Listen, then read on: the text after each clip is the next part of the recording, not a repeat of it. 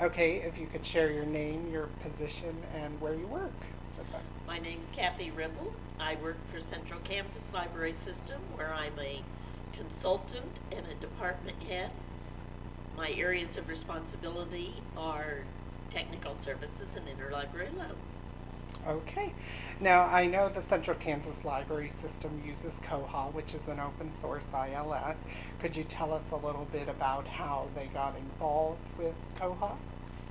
Probably 5 to 6 years ago, the state was offering grants using LSTA funds for libraries or consortia to create catalogs using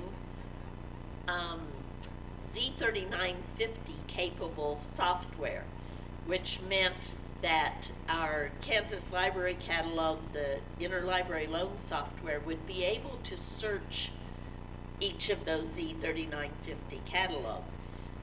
While we were talking about creating our consortium and researching the various ILSs that were out there, Koha is one of them that I decided to include because I was charged with figuring out what we were going to use for the Central Kansas Library System libraries.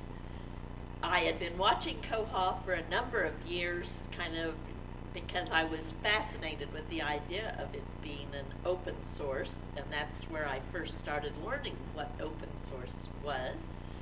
And when I started my research, I saw the Nelsonville Public Library in Athens, Ohio, and it looked very good. I liked the looks of it. I liked the new feature, what were considered newer Web 2.0 features at that point.